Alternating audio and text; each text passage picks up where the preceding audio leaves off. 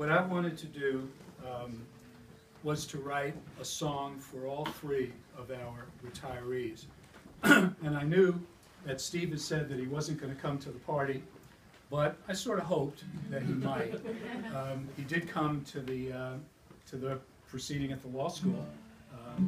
Anyway, in trying to figure out a song for Steve, I figured that since he taught torts and constitutional law and First Amendment, that I would do a constitutional law song for him.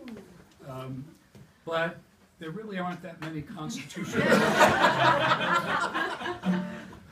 I started thinking about teaching constitutional law, and one of the worst things when you teach constitutional law is that the students will say to you, when are we going to stop talking about this stuff, the Commerce Clause and stuff, and get to the good things, you know, equal protection and due process. And you say to them, no, this is really important stuff. I mean, the Commerce Clause, that's the basis of the Civil Rights Act of 1964. It's really, even if they buy that, you still got to teach them the dormant Commerce Clause. You ask any lawyer what he hated most about constitutional law, they're going to say dormant Commerce Clause.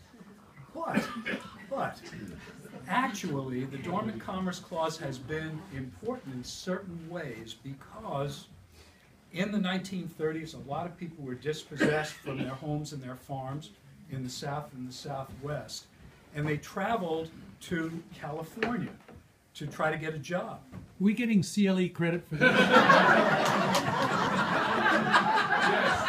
No, eating.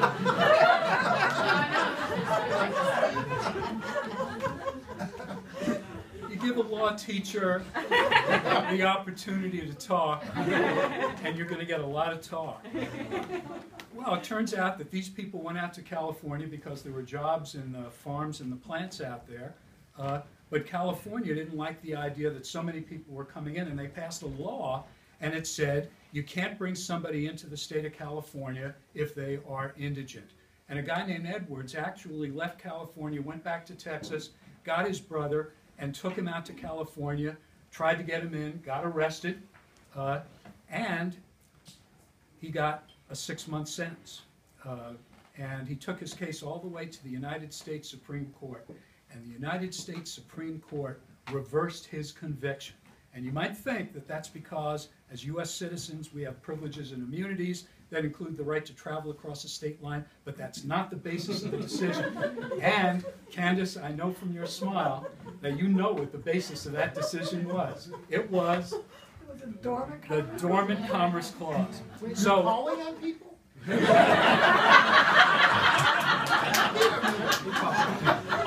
Only those who know the answer. It's the habit of a lifetime.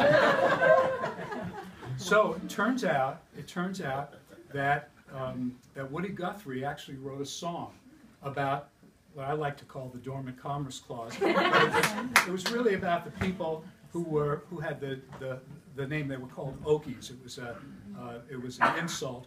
The people who tried to go out to California, and he called his song Do Re Mi. If you ain't